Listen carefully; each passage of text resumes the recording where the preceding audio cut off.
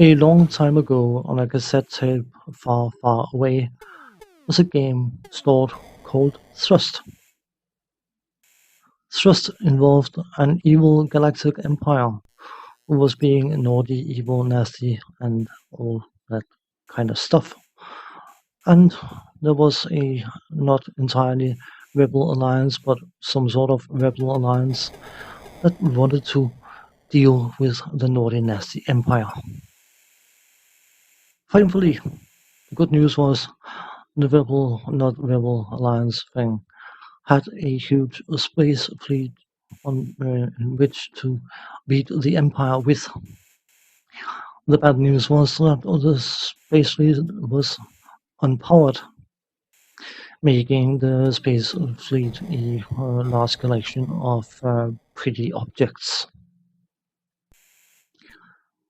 A mastermind of some description works out that it might be an idea to gather some energy sources for the space fleet, and someone comes up with a great idea that stealing the energy sources from the Empire is going to be like a double whammy. Not only do we prevent the Empire from having said energy sources available, but we use them against them in our space fleet of mightiness. And the commanding officer looks around and looks at you and says, I need a volunteer. You will do. And you are put into your craft that will have to go to several different Empire storage files, locate an energy source, and using your tractor beam, pick it up and drag it off world in order to deliver to the not rebel alliance thing, whatever. Hello and welcome to a look at Thrust for the Commodore 64, a game that was released in 1985 by Firebird. And I hope my attempt at being funny wasn't too annoying, but it was just a correlation between a galactic empire and a resistance of some sort trying to beat it. That sounds slightly familiar. My quite vivid description of the plot sort of also covered the gameplay. You use your little craft to navigate various different empire side worlds, avoiding or ideally blowing up the defense systems that are present, which are cannon emplacements that will try to shoot you. Well, sometimes at least. They can seem rather generous in their not shooting at you. But the main obstacle, of course, is the fact that most of the worlds are basically cave systems that you have to navigate while being affected by gravity. So you have to counteract said gravity. And of course, in that regard, the defense systems become an extra obstacle that you don't particularly want to be around.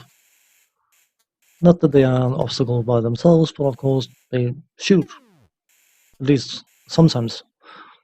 And that is not exactly ideal for your general health. Of other objects, you also have some fuel container things that you can use your tractor beam to suck the fuel up. You want to do that not only to gain fuel and gain points, but also to get the fuel out of the way as an obstacle. Because once you locate the energy unit and pick it up, things become interesting. Quickly go through the interface. That's not an awful lot to go through, but it's worth mentioning anyway. Top left is your fuel counter. Middle is the amount of lives you have left, and the top right is your score. The fuel counter is actually quite interesting because, of course, the fuel will power your thrust, but it will also power a shield you can activate by pressing down the spacebar. The shield will stop shots from damaging you, but it will not prevent you from smacking into or exploding from smacking into things like walls and other obstacles. But unlike what you might think, the different levels don't have a set amount of fuel. Whatever fuel you pick up will be remembered between levels. So if you minimize your fuel usage, you can actually obtain quite a bit for later levels. Now, the factory-like thing that is present at the surface of the world is actually a reactor. And you can shoot the reactor a few times in order to prevent the defense systems from shooting at you, at least for a short amount of time. But you can also cause the reactor to go critical, in which case you'll have 10 seconds to get the energy unit and get off-world before the planet goes bang. If you manage to do that, you'll get a score bonus for blowing up the planet. But if you fail the mission, I think you can use that as a potential level skip by just blowing up the reactor and go off-world and move on to the next level. You're going to be in for a bit of a surprise, as I'm going to showcase here. The mission will fail, you will get no score, but that's a minor thing. Apparently the defense systems don't particularly like you blowing up Empire planets randomly, so they go absolutely nuts if you make use of said technique. They don't go nuts if you pick up the energy source and get off-world and the planet goes bang. They're perfectly okay with that, but if you dare to leave the planet without stealing the energy source first, they go absolutely mental and makes the game excessively challenging if you're trying to actually play it.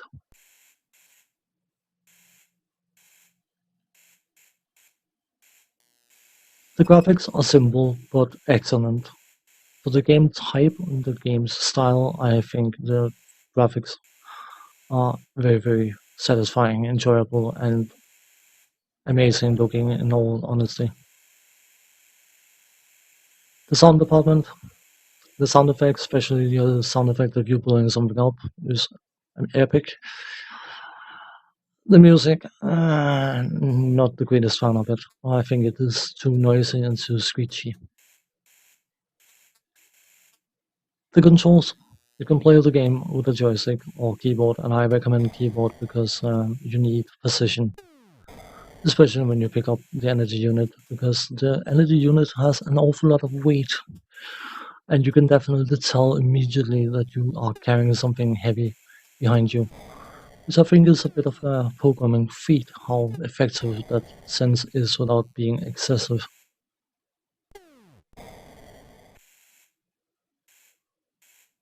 The game is considered to be a classic, and it is easy to understand why, because the gameplay, it can be frustrating, it can be annoying, but there's that sense of, I can do better, one more game, just one more game, just one more game. And I suppose that is the definition of what makes a classic a classic. You just enjoy it for what it is, even though it may be a touch on the simple side. On that note, thanks for watching. Take care. See you next time. Bye bye for now.